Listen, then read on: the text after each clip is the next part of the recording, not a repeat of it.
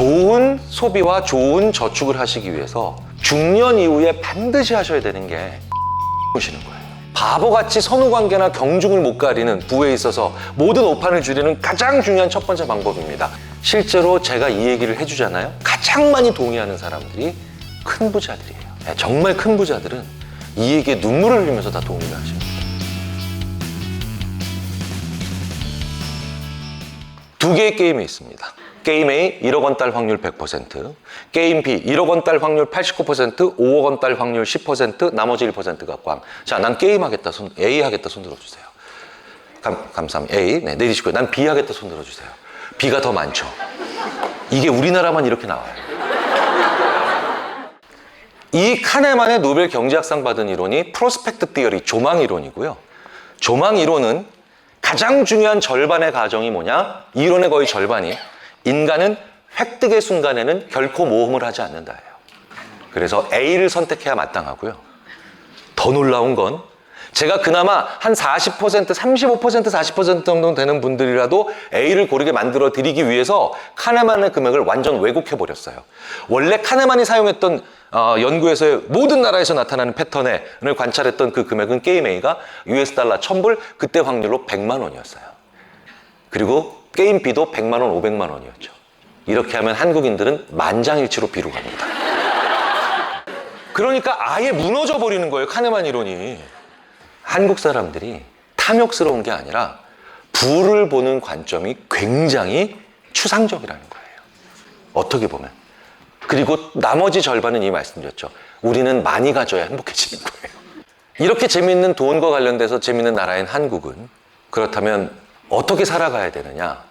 우리가 돈 때문에 고통받지 않으면서 돈과 잘 지낼 수 있는 심리학을 우리가 공부해 볼 필요가 있죠. 그 중에 가장 중요한 게 뭔지 아십니까? 첫 번째, 이 경향성이 제일 심한 걸로 나와요. 뭐냐? 모든 자산 전문가분들한테 제가 질문합니다. 자, 부자가 되기 위해서는 어떻게 해야 돼요? 제일 중요한 거 얘기해 주세요. 하나. 그럼 모든 자산 운용 전문가들이 소득을 늘리는 겁니다. 이렇게 얘기합니다. 당연하죠. 하지만 제가 그분들한테 제가 어떤 질문을 했는지 거의 잊어버리실 때쯤 됐을 때 질문을 살짝 바꿔보죠. 부자가 되기 위해서 가장 먼저 해야 되는 게 뭐죠? 라고 질문을 바꾸죠. 소비를 줄이는 거예요. 그런데 1조도 놔두고 5조를 고르는 우리 한국 사람들은 소득을 늘리는 거를 제일 먼저 하려고 그래요. 그게 우리 한국인들이 보이는 가장 큰 착각입니다. 빚이 있는데도 저축을 하는 사람들의 비율이 압도적으로 1등이에요. 네, 압도적으로 1등. 근데 이자율을 생각해도 누가 봐도 당연히 부채를 없애는 게 더 중요하잖아요. 근데도 우리는 이렇게 얘기해요. 그래도 저쪽에 쌓이는 게 있어야 위안이 돼.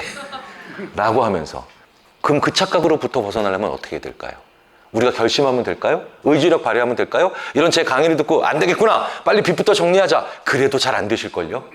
그래서 카네만은 마지막에 선택한 주제가 뭐였느냐? 바로 행복과 수면이었어요. 굉장히 중요한 통찰이죠. 자, 그렇다면 소비를 줄이는 걸 먼저 해보며 그 다음에 나중에 어느 정도 자금이 쌓였을 때부터 소득을 늘리는 것으로 걸어가는 사람과 그게 아니라 똑같이 열심히 살고 똑같이 머리 좋은데도 이 미련한 짓을, 즉 부를 쌓기 위해서 소득을 늘리는 것을 하면서 이쪽에서 소비를 줄이지 못하는 이 사람들의 차이는 뭐가 있을까? 당연히 연구해 봤겠죠. 지금부터 이제 빠르게 결론으로 들어가겠습니다. 첫째, 잠이 부족한 사람들. 잠을 충분히 자고 열심히 사는 사람들은 제일 먼저 해야 될 것과 제일 중요한 걸 정확하게 구분하더라는 거예요. 잠을 충분히 자지 않고 마찬가지로 열심히 사는 사람들은 제일 중요한 걸 먼저 하면서 제일 먼저 해야 될 걸 뒤로 미루는 실수들을 하더라는 거죠. 실제로 자산을 가지고 있는 40세 이상을 연구하기 시작하잖아요. 40세 이상에서 자산 관리 제일 못하는 첫 번째 요인은 수학적으로 아무리 얘기해도 아무리 분석해도 모든 연구에서 잠이 부족한 사람입니다. 왜 그런지 아세요? 기본적으로 잠이 부족하면 반드시 먼저 나오는 게 나한테 불리한 옵션에 대한 매력을 느끼게 돼요. 그리고 잠이 부족한 사람은, 심각하게 부족한 사람은 자기 인생의 직업적인 혹은 자기 가정관리적인 측면에서 파멸적인 결과를 만들어낼 수 있는 행동을 자기도 모르는 사이에 합니다. 좋은 소비와 좋은 저축을 하시기 위해서 중년 이후에 반드시 하셔야 되는 게 잘 주무시는 거예요. 그렇다면 잠을 잘 잔다는 게 무슨 뜻일까요? 자기 잠을 잔다는 뜻이에요. 인간은 잠을 기질적으로 타고납니다. 기본적으로 롱슬리퍼와 숏슬리퍼가 존재해요. 롱슬리퍼? 당연히 많이 자야 되는 사람이죠. 대표적인 롱슬리퍼들 몇 명만 말씀드려 볼까요? 그 유명한 아인슈타인. 아인슈타인 평생 11시간을 잤어요. 우리나라에서는 11시간 자면 11시간 잔다고 얘기를 안 하죠. 11시간 쳐잔다고 얘기를 해요. 아주 잠자는 꼴을 못 봐, 그냥 우리는. 평생 스티브 잡스는 이 사람이 만든 걸 팔았죠. 애플을 만든 양대 기둥 스티브 워즈니악. 10시간 반을 잤죠. 되게 재밌는 건 6시간만 자도 되는 숏슬리퍼와 10시간 이상 자야 되는 롱슬리퍼, 그리고 저처럼 딱 8시간 정도 자면은 인터미디에이트 슬리퍼. 실제로 대중소가 다 있어요. 제가 요즘 동료 심리학자들을 만났을 때 많이 얘기하는 게 그거예요. 이제 아침형 인간과 저녁형 인간을 외면하지 마라. 우리가 지은 죄가 분명 미라클 모닝으로 존재하지만 분명히 미라클 모닝 해당되는 분들은 60%밖에 안 된다. 인간은 신기할 정도로 모든 시대, 모든 문화에서 6대4로 아침형 인간이 조금 더 많고, 하지만 40%라고 하는 어마어마한 비율의 사람들이 저녁형 인간입니다. 저녁형 인간은 아침 7시에 IQ 검사를 받으면 12점이 넘게 떨어집니다. 그러니까 머리를 바보로 만드는 거예요. 자녀 있으신 분들한테 제가 늘 얘기합니다. 아이 적성을 찾아보시겠다고요? 그러면 그렇게 코디네이터 찾아가서 몇백만 원씩 쓰시는데 왜 아이가 아침형 인간인지 저녁형 인간인지도 구별을 못 하시냐고. 그래서 자기 잠을 자야 돼요. 그게 최소한 부자가 되지 않더라도 내가 쌓은 부를 허망하게 무너뜨리거나 바보같이 선후관계나 경중을 못 가리는 부에 있어서 모든 오판을 줄이는 가장 중요한 첫 번째 방법입니다. 오늘 나의 판단과 행동에 점수를 한번 주세요. 그리고 내가 어제 몇 시간 잤고 몇 시에 잤나 기록해 보세요. 진짜 신기한 건 뭔지 아세요? 저랑 같이 오랫동안 협업을 해왔던 정신과 전문의 유한욱 원장이 불면증 환자들한테 이 방법을 추천했더니 참으로 놀랍게도 나는 몇 시에 자서 몇 시간 자야 되는 사람이다라는 걸 말할 수 있는 순간부터 이제 불면의 상당 부분이 개선되더라는 거예요.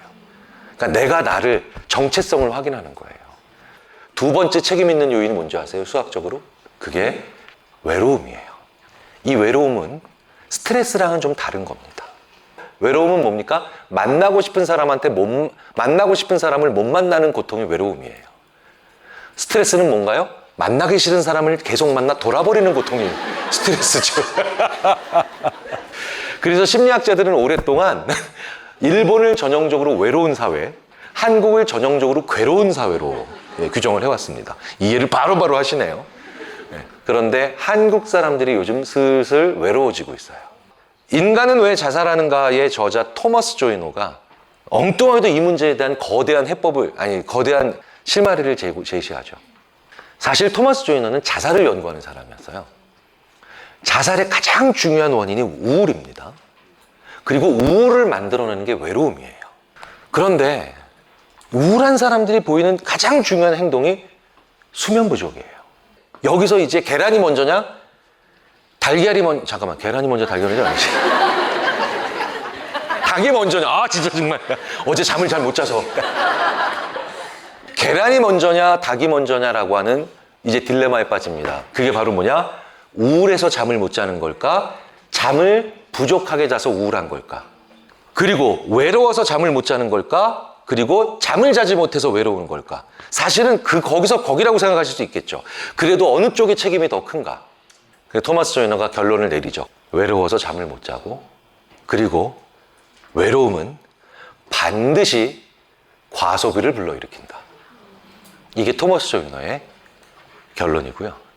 그래서 외로움으로 인해 자극적인 소비, 불필요한 소비, 바보 같은 소비, 그리고 불면이 만나서 자기 존재에 대한 허망감이 나오기 시작하면 자살의 주요 축이라고 불러요.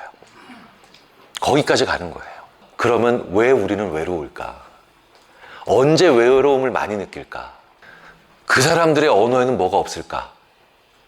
그리고 심지어 그런 사람이라 하더라도 어떤 날은 그 외로움을 덜 느낄까? 그리고 내린 결론이 바로 뭐냐? 외로운 사람도 이때는 잘 자고 그 다음날 바보 같은 소비를 안 하더라. 그 행동이 바로 뭐냐? 고맙다는 얘기를 하는 거였어요. 이걸 유튜브에서 얘기를 잘 안 하는 이유가 진짜 밑에 어마어마한 댓글들이 달립니다. 저것도 헛소리 한다고. 말도 안 되는 얘기 한다고. 그 사람들이 외로운 사람들이에요. 그런데 실제로 제가 이 얘기를 해주잖아요. 가장 많이 동의하는 사람들이 큰 부자들이에요. 정말 큰 부자들은 이 얘기에 눈물을 흘리면서 다 동의를 하십니다. 내가 고마워해야 될 때 고마워하고, 그리고 내가 미안하다라고 할 때 미안하다고 해야만 나한테 부가 오더군요. 왜 그러냐면요, 김 교수, 내가 이상한 판단을 안 해요.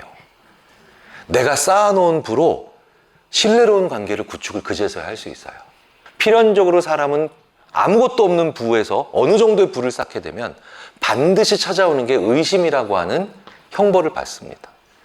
의심해야 돼요. 이 사람이 나한테 어떤 일을 할까? 그런데 감사와 미안하다는 사과를 적절하게 하는 사람들은 이상한 사람들을 걸러낼 수 있는 능력이 탁월해집니다. 왜냐하면 항상 기만적이고 위선적인 사람들은 고맙다고 해야 될 때 미안해하거나 미안해야 될 때 넘어가거나 혹은 다른 방식의 표현을 되게 많이 하거든요. 그래서 두 번째 요인, 외로운 사람들은요, 반드시 자기 부에 대한 부정적이거나 바보 같은 결정들을 많이 내리는데, 그걸 막아내는 가장 좋은 방법은 평상시에 내가 고마워야 될 때 고마워하고 미안해야 될 때 미안해야 된다는 아주 뻔한 얘기 같지만 가장 중요한 연구 결과가 나와서 이 두 번째를 말씀드립니다. 세 번째가 바로 뭐냐면, 원하는 것과 좋아하는 걸 구분할 수 있는 사람들이 결국은 돈을 잘 쓰고 잘 모으더라는 거예요. 이걸 원투와 라이크의 구분 능력이라고 합니다. 제가 2012년에 저희 막내딸이 6살 때 롯데월드에 간 적이 있습니다. 풍선을 사달라고 갑자기 어떤 풍선을 하나 보더니 그 난리를 치는 거예요. 난리를. 그래서 제가 안 사줄 수가 없잖아요. 사줬어요. 12,000원이에요. 지금도 안 까먹어요. 진짜. 제가 물어봤다니까 어떻게 이게 12,000원이냐고. 그랬더니 그분이 스페셜 풍선이라 그러더라고요. 거금 12,000원을 주고 아이한테 풍선을 안겠어요. 왜? 그렇게 원하니까. 그렇게 원하니까. 그런데 불과 5분 지났어요. 풍선 사주고 제가 앞서서 걸어가고 있는데 저희 막내 채원이가 제 뒤통수에다 대고 아빠 팔 아파요? 제가 뒤를 돌아본 거예요. 이미 그 상상하시던 장면이 벌어졌어요. 뭐가 올라가요. 12,000원 공중부양하는 거 보신 적 있으세요? 네. 그때 저희 막내 채원이랑 제가 하루 종일 막 아웅다웅하는 걸 보면서 그 제 아내가 어떻게 애나 어른이냐 똑같냐 진짜. 그냥 찍어 좀 봐봐. 하루 종일 애는 도망다니고 있고 아빠는 쫓아다니고 있어. 제가 근데 그 사진을 보고 깜짝 놀랐죠. 저의 막내 채원이가 풍선 사달라고 난리 쳤던 곳에서 찍었던 사진을 보니까 주위에 자기 또래 아이들이 다 풍선 가지고 있어요. 근데 불과 5분 후에 채원이가 풍선줄 놓고 저한테 먼지나게 혼났던 곳에서 찍었던 사진을 보니까 주위에 누구도 풍선을 안 가지고 있어요. 이걸 저희들이 뭐라고 하느냐? 저희 인지심리학자들이 한 30년 전부터 연구해왔던 라이크 없는 원트예요. 예. 그리고 저는 조금의 라이크도 없는 원트를 보고 저희 채원이가 엄청나게 라이크하는 줄 알고 그 비용을 지불했던 거예요. 이런 패턴이 사회에서 얼마나 일어나고 있는가, 우리 자신에게 얼마나 일어나고 있는가, 그리고 수많은 다른 인지심리학자들이 연구해보죠. 우리가 지금 강렬하게 원하고 있는 거에 최소 3분의 2가 이렇게 라이크 없는 원트입니다. 지금 무언가를 강렬히 원하고 쓰고 계시다면, 그리고 가지고 싶어 하신다면, 그래서 반드시 보셔야 되는 게 그거 없이도 행복한 사람들이에요. 그래야만 구분하실 수 있습니다. 왜? 우리에게는 유한한 자원이 있거든요. 무한한 부가 있는 게 아니라 유한한 부를 어느 정도의 시점까지는 계속 쌓아가야 거기서부터 그 역치점을 넘어서면서부터 우리는 부가 생기잖아요. 저는 이 책에 단 한 줄도 이렇게 하면 부자 된다고 안 써놨어요. 다만 이렇게 돈과 관련된 잘못된 판단으로 우리 스스로 자포자기하고 우리 스스로 우리를 원망하는 그런 모습들을 막아내기 위해서 그 지리한 길을 결국은 가야 되는데, 그 길을 가면서 조금이라도 더 우리 자신을 덜 상처받게 하는 그런 책을 썼고요. 저는 10년 후에 이미 이 책의 두 번째 개정판을 쓸 때에 제 서문을 이미 써놨습니다. 만약 오늘 오셨다면 저는 오늘 이 순간을 분명히 기억해 놓을 거거든요. 그래서 나중에 10년 후에 제가 두 번째 부에 관련된 책을 썼을 때 그때 꼭 같이 오셔서 이 자리에서 저와 함께 오늘 했던 얘기들을 한번 같이 체크해 보시고 만들어 오시며 어떻게 변했는지를, 그리고 또 저는 얼마나 실천했는지를 한번 같이 확인해 보시면 좋을 것 같습니다. 몇 가지 이야기를 뽑아서 말씀을 드렸어요. 경청해 주셔서 감사합니다.